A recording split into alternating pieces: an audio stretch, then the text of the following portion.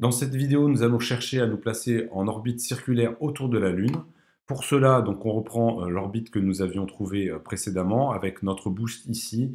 On passe très proche de la Lune et puis on continue sur notre trajectoire très proche d'une trajectoire elliptique, mais qui est un peu modifiée par rapport à notre trajectoire elliptique due à la présence de la Lune ici. On va donc ici, en ce point, mettre un frein. On va freiner notre satellite et essayer de se positionner en orbite circulaire. Donc allons-y, déjà on va identifier ce point ici. Ce point ici, c'est exactement l'intersection avec l'axe des abscisses. Donc on va regarder si, lorsque l'on va passer de Y positif à Y négatif. Et pour cela, on voit qu'on passe déjà ici et là cet axe. Donc il va falloir le faire une fois qu'on est parti, une fois qu'on a déjà fait notre boost. Donc c'est très simple, on va mettre deux conditions dans notre code.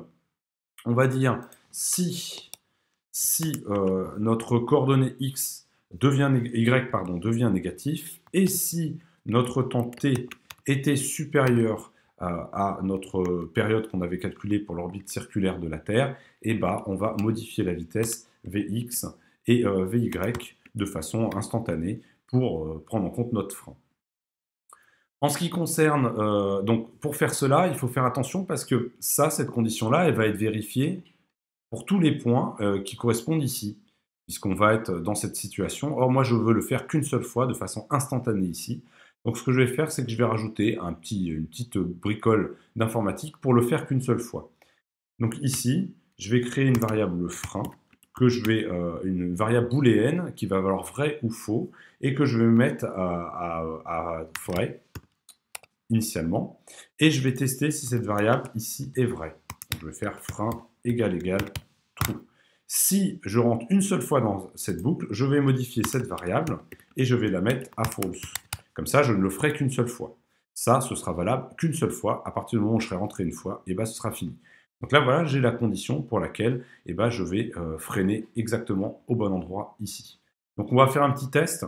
On va par exemple supposer que je mette une vitesse en x nulle. Ça, c'est de toute façon ce qu'on fera, puisqu'on va modifier la vitesse. Et ici, je vais mettre une vitesse, par exemple, de 1 km par seconde pour voir ce que ça donne. Je vais lancer mon code.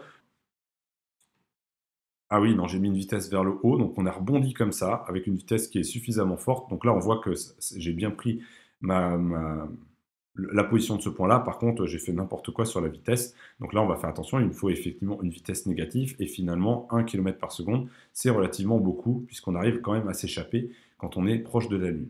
Donc on va mettre une vitesse bien choisie maintenant et une vitesse vers le bas. Pour bien choisir la vitesse, on va reprendre exactement le calcul que nous avions fait pour la vitesse initiale pour la période circulaire. Ici, cette vitesse initiale-là, on va la calculer dans notre boucle une seule fois.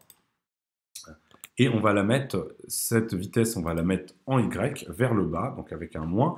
Mais on va la calculer, donc je vais retirer cette partie-là, mais on va la calculer en fonction de la distance qu'on a à la Lune et de la masse de la Lune. Ça, c'était la loi de Kepler qui nous avait donné la vitesse pour laquelle on obtenait une orbite circulaire. Donc maintenant que j'ai lancé ça, lançons le code.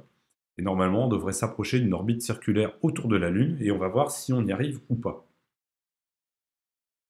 Si on regarde la trajectoire obtenue, on voit qu'on s'écrase tout de même sur la Lune, même si on met avec la bonne vitesse que l'on peut calculer avec la loi de Kepler pour se mettre en orbite circulaire autour de la Lune. Ça, c'est dû au fait que la Terre existe et qu'elle attire quand même et fortement notre satellite durant sa trajectoire. Donc notre satellite, il passe à côté de la Lune, on lui donne la bonne vitesse pour se mettre a priori en orbite circulaire autour de la Lune, mais ici, il est tout le temps attiré par la Terre, et donc finalement, ça le freine dans la direction X en particulier, et il finit par plus avoir de vitesse et il finit par tomber sur la Lune. Pour prouver cela, c'est très simple. Ce que l'on va faire, c'est quelque chose de particulièrement non physique.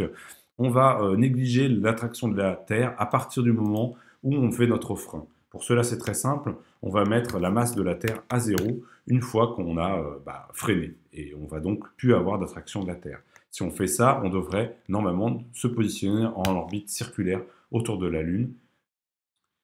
Donc voilà ce que l'on obtient. On a coupé l'attraction de la Terre à partir du moment où on arrive ici. On voit qu'on se place parfaitement en orbite circulaire autour de la Lune.